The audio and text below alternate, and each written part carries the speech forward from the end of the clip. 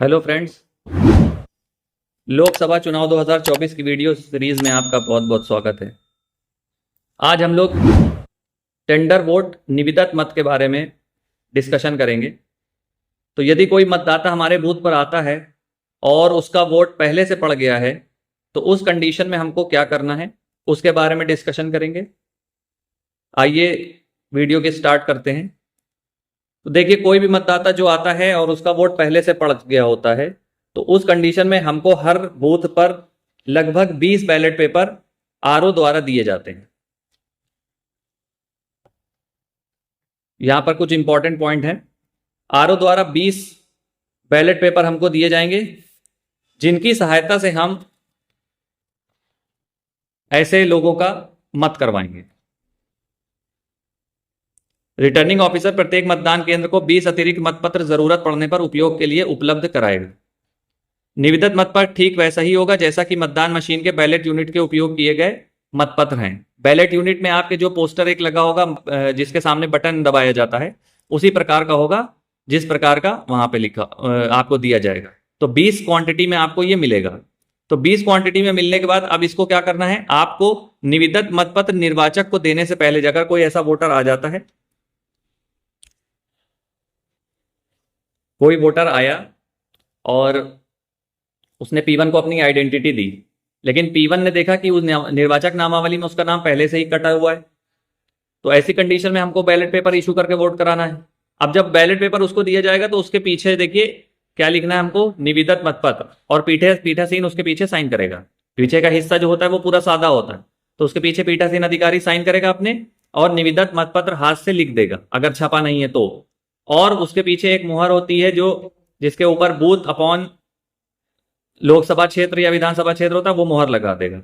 इसके बाद उसको जो वोटर है उसको दिया जाएगा एक बैलेट पेपर, एक स्टैंप पैड और एक एरो क्रॉस सील, जिसकी सहायता से वो स्टैंप पैड के ऊपर प्रेस करके और अपने जो जिस कैंडिडेट को वो वोट देना चाहता है उसके सामने मुहर लगाएगा और लिफाफा फोल्ड करके लाके वो पीठासीन अधिकारी को वापस करेगा। सॉरी, लिफाफा नहीं, बैलेट पेपर लाके फोल्ड करके वो वापस करेगा। और उस बैलेट पेपर को पीठासीन अधिकारी, आपको 2 लिफाफे बताए गए थे, सांविधिक लिफाफे, एक में जो हम यूज करेंगे उनको लिखेंगे रखेंगे और एक में जो अनयूज है वो उनको रखेंगे। ये देखिए, प्रयुक्त निविदत मत पत्रों एवं प्रारूप 17 का के सूची हेतु लिफाफा, इसमें रखेंगे हम जो हमारे बैलेट पेपर जिनसे वोट डलवाएंगे वो, और जो बचे हुए रह जाएंगे वो इस लिफाफे में रखे जाएंगे। तो 2 लिफाफे हमारे पास दिए गए और ये सांविधिक लिफाफे। इसके बाद हमें इनका लेखा करना है।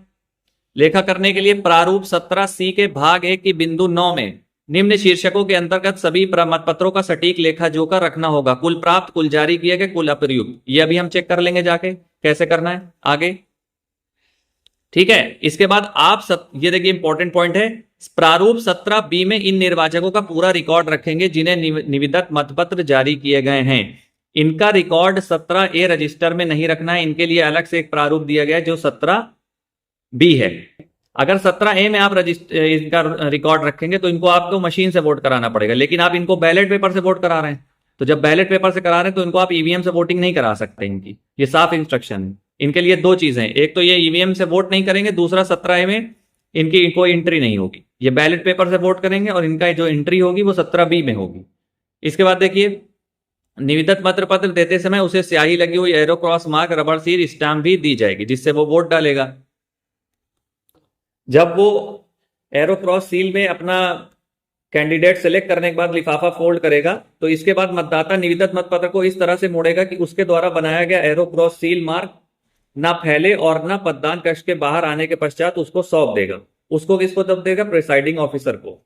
आप समस्त निविदत मतपत्रों का उस प्रयोजन के लिए विशेष रूप से उपलब्ध कराए गए लिफाफे में प्रारूप 17B में तैयार की गई सूची के साथ रखेंगे। अभी आपको लिफाफा दिखाया जा चुका है, उसी में प्रारूप 17B रखना है, वो आगे अभी चल के देखते हैं। इसके बाद लास्ट पॉइंट देखिए, आप मतदाता रजिस्टर 17A में निविदत मतपत्र के संबंध में कोई भी प्रविष्टि नहीं करेंगे। साफ साफ बता दिया गया कि ना तो ईवीएम से वोट पड़ेगा और ना ही 17A रजिस्टर में इनकी कोई भी एंट्री होगी। ये देखिए प्रारूप 17B ये है। इस प्रकार से हमको भरना है। लोकसभा विधानसभा क्षेत्र का नाम आ जाएगा, ईयर आ जाएगा, किस ईयर का चुनाव हो रहा है, और आपका मतदान केंद्र का संख्या और नाम आ जाएगा। इसके बाद भाग संख्या, आपकी निर्वाचक नामावली में भाग संख्या लिखी होगी, आप उससे देख के यहाँ पे भर लेंगे। अब यहाँ पे देखिए एंट्रीज किस प्रकार करनी है। हम तो मैक्सिमम 20 करा सकते हैं, लेकिन 20 केस नहीं आएंगे, इक्का दुक्का ही केस आते हैं। तो निर्वाचक का नाम सबसे पहले लिखेंगे। किस निर्वाचक का नाम? जो वोट देने आया है, जिसका वोट पहले से पड़ चुका है, उसका नाम यहां पर लिखा जाएगा। इसके बाद निर्वाचक नामावली में निर्वाचक का क्रम संख्या, ये कोई भी नंबर हो सकता है। जो निर्वाचक वोट देने आया है और जो पहले दे चुका है, ये दोनों की संख्या तो समान ही रही होगी। उसने गलत दे दिया, जो गलत दे के वोट चला गया, तो अब वो जब गलत दे के चला गया, उसका और इसका क्रमांक सेम है, तो ये क्रमांक तो दोनों कंडीशन में सेम रहेगा, तो ये वो क्रमांक लिखा जाएगा यहां पर। और उस व्यक्ति का मतदाता रजिस्टर के प्रारूप 17 का में क्रम संख्या, प्रारूप 17 का जो पहला कॉलम होता है जहां पे क्रम संख्या लिखी होती है, इस वाले प्रारूप में ये वाली क्रम संख्या है, ये जो सीरियल चल रहा है, इसका नंबर यहां पर लिखा जाएगा। इस सीरियल नंबर से कोई मतलब नहीं है, तो निर्वाचक नामावली का वो तो हम ऑलरेडी डाल चुके हैं, इस नंबर में डालेंगे। मान लीजिए उसकी यहां पे एंट्री 2 नंबर पे, तो हम 2 नंबर लिख देंगे वहां पर। इसके बाद उनके साइन ले लेंगे यहां पर, और या फिर अंगूठे का निशान लगा लेंगे, जैसा होगा। नीचे पीठासीन अधिकारी के हस्ताक्षर हो जाएंगे और डेट पड़ जाएगी। तो ये प्रारूप भरा जाएगा और बैलेट पेपर। 2 चीजें हो गई। सबसे पहले उनको बैलेट देना है, बैलेट के साथ साथ उनको स्टैंप पैड देना है और एरो क्रॉस सील देनी है। एरो क्रॉस सील में वो स्टैंप पैड के थ्रू मुहर लगाएंगे अपने बैलेट पेपर में। इसके बाद देखिए, जब हम वो 2 काम कर लेंगे, फिर हमें प्रारूप 17C में इसकी एंट्री करनी है, मतपत्र लेखा में।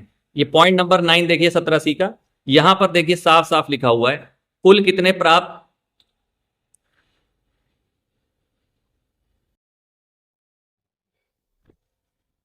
तो यहां पर प्रयोग के लिए प्राप्त हमारे 20 प्रयोग के लिए प्राप्त हुए, इनका सीरियल नंबर हम डालेंगे।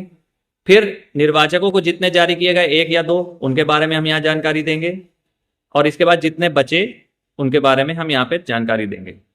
तो ये पॉइंट संख्या 9 17C में हमको इस प्रकार से लेखा करना है। जितने भी यूज होते जाएंगे वो यहां पे हम लिखते जाएंगे। इसके बाद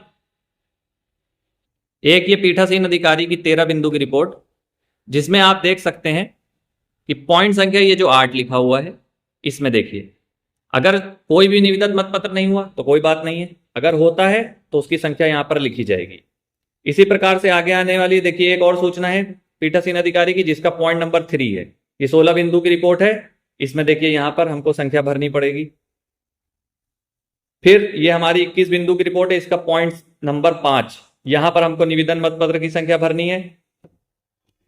फिर देखिए PS5 इंपॉर्टेंट डॉक्यूमेंट होता है, यहां पर देखिए number of tendered ballot papers, यहां पर भी आपको इसकी संख्या भरनी है जितने ने निवेदन मतपत्र के थ्रू वोट डाला है।